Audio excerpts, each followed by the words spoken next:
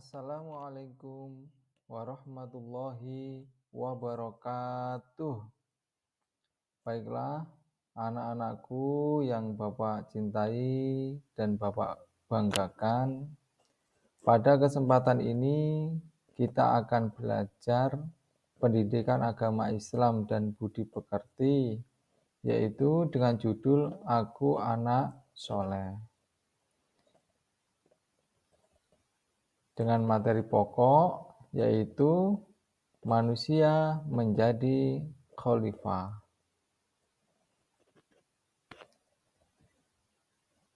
Selanjutnya anak-anak, sebelum kita belajar, kita berdoa terlebih dahulu. A'udzu billahi minasyaitonir rajim. Bismillahirrahmanirrahim.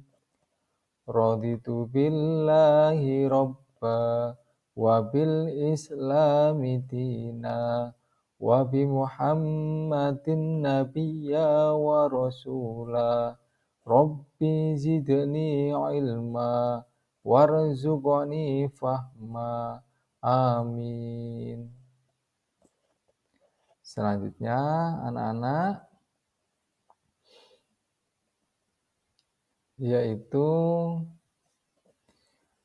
kita akan belajar tentang manusia menjadi khalifah. Adapun tujuan pembelajarannya yaitu setelah anak-anak mempelajari manusia menjadi khalifah atau manusia sebagai khalifah, anak-anak dapat menjelaskan makna manusia sebagai khalifah dengan benar. Yang kedua yaitu menyebutkan makna manusia sebagai khalifah dengan benar. Dan yang ketiga, menampilkan contoh perilaku manusia sebagai khalifah dengan tepat.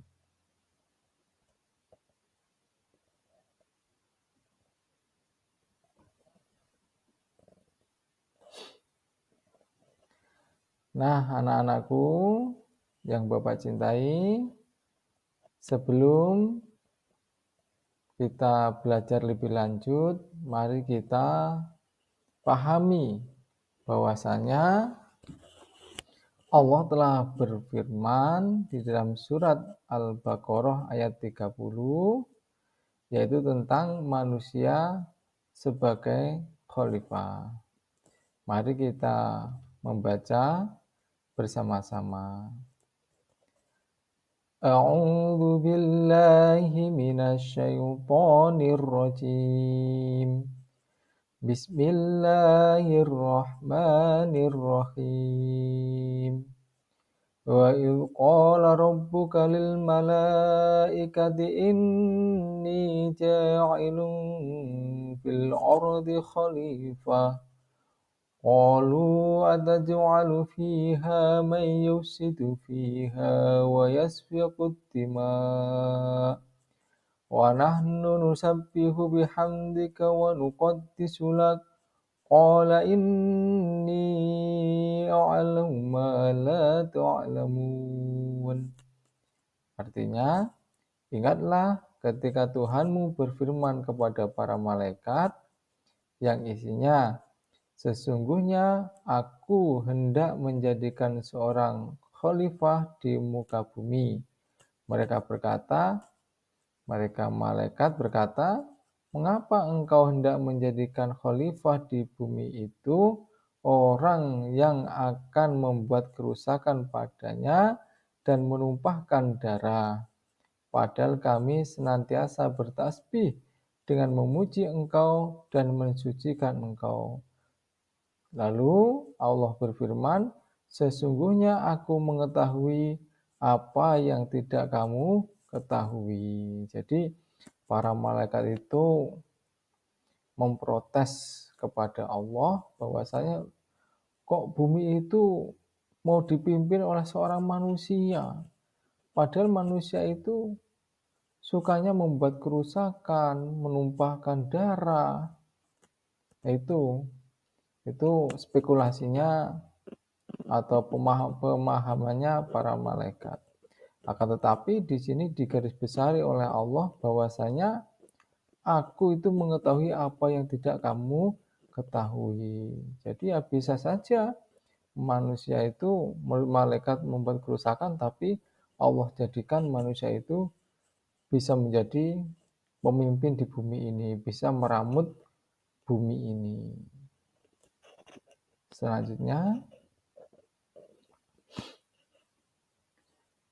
yaitu tentang pengertian khalifah. Jadi anak-anak, khalifah adalah pemimpin untuk mengurus bumi, untuk melaksanakan perintah-perintahnya dan memakmurkan bumi serta memanfaatkan segala isinya. Itu anak-anak ya, jadi pengertiannya khalifah itu sebagai pemimpin untuk mengurus bumi ini.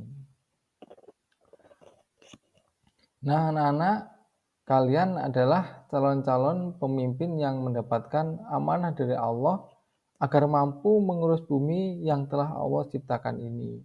Kita semua memiliki tanggung jawab agar tercipta perdamaian dan penuh ampunan dari Allah. Jadi anak-anak, kita adalah makhluknya Allah yang diberi amanah untuk meramut bumi ini. Untuk meramut bumi ini, maka dari itu kita harus bisa meramut dengan baik.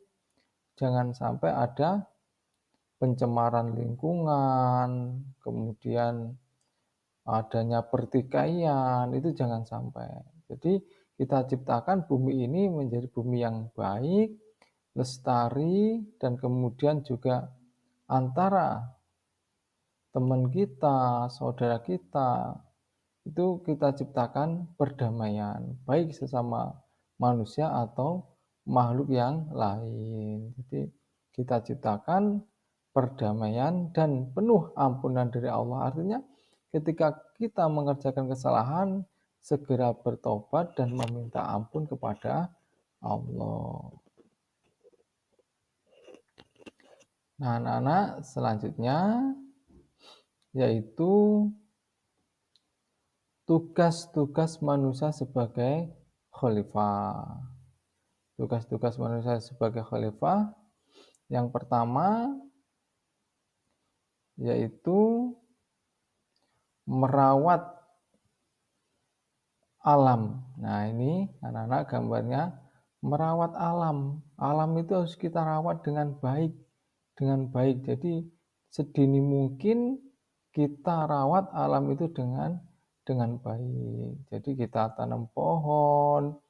Jadi pohon-pohon yang sudah kita tanam itu ya dirawat dengan baik, disiram, ketika ada rumput ya dibersihkan, kemudian sampah-sampah yang di situ berserakan kita bersihkan, ketika kita jajan ada bungkusnya ya anak-anak supaya membuang sampah pada tempatnya sehingga tidak ada pencemaran sehingga bumi ini terawat dengan baik. Lalu yang kedua yaitu menjaga kebersihan. Nah, ini menjaga kebersihan ini perlu kita lakukan. Perlu kita lakukan setiap hari, bahkan setiap saat ketika ada sampah berserakan, ya kita ambil, kita buang di tempat sampah. Jangan sampai malah kita biarkan, malah kita sebagai pelaku pembuang sampah sembarangan, itu jangan sampai.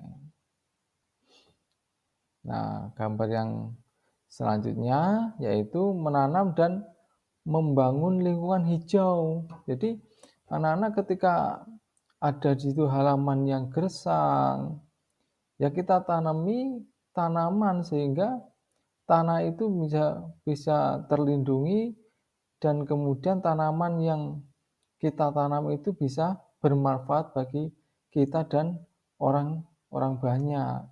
Contohnya bisa untuk berteduh. Kalau kita menanam tanaman yang berbuah, ya buahnya bisa kita makan, dan lain sebagainya. Dan yang selanjutnya, yaitu membantu orang tua, teman, dan peduli kepada sesama. Jadi kita harus membantu orang tua. Jadi orang tua sedang kesusahan, contohnya kita membantu membersihkan rumah. Kalau yang perempuan yang mencuci piring, laki-laki juga nggak apa-apa. Mencuci piring, kemudian membantu mencuci pakaian, membersihkan lingkungan, dan kemudian kita juga membantu teman dan peduli kepada sesama. Ketika teman-teman kita mendapatkan musibah, contohnya jatuh dari sepeda, ya kita bantu. Kemudian ada teman kita yang kesusahan, lagi dicoba oleh Allah, ekonominya lagi nggak ada, ya kita bantu, kita sedekahi, sehingga bisa bisa makan dan tidak tidak kelaparan. Selanjutnya, yaitu beribadah dan menuntut ilmu karena Allah. Jadi anak-anak ketika beribadah itu harus diniati lillahi ta'ala atau niat karena Allah. Dimanapun saja kita berada, supaya kita niat karena Allah. Baik kita beribadah sesuai syariat-syariat yang sudah ditentukan oleh Allah. Contohnya kita mentaati rukun Islam, yang membaca 2 kalimat syahadat ya diniat karena Allah. Kemudian sholat juga diniat karena Allah.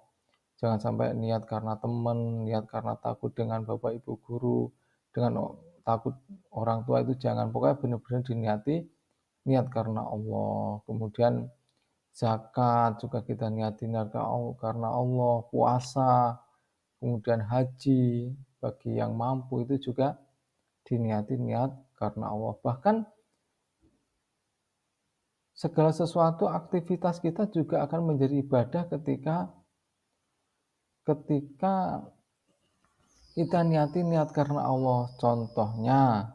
Contohnya kita belajar di sekolah ini, kita niat karena Allah, itu juga akan menjadi pahala. Kita belajar, kemudian kita mengerjakan tugas-tugas dari bapak ibu guru, tugas-tugas dari orang tua, membantu orang tua, itu ketika kita niat karena Allah, kita niati lillahi ta'ala, maka akan membuahkan pahala. Dan pahala itu besok akan kita raih di akhirat kelak. Jadi kita bisa selamat dari siksa neraka dan bisa masuk ke dalam surganya Allah. Karena kita ketika di dunia ini banyak beramal. Ketika di yaumil mizan, ditimbang amalan kita, maka amalan baik kita banyak, berat amal baiknya, sehingga kita masuk ke dalam surga. Itu anak-anak ya. Selanjutnya selesai. Terima kasih. Banyak kurang dan lebihnya Bapak mohon ampun kepada Allah, dan Bapak mohon maaf yang sebesar-besarnya. Bapak akhiri, wabillahi taufik wal hidayah. Wassalamualaikum warahmatullahi wabarakatuh.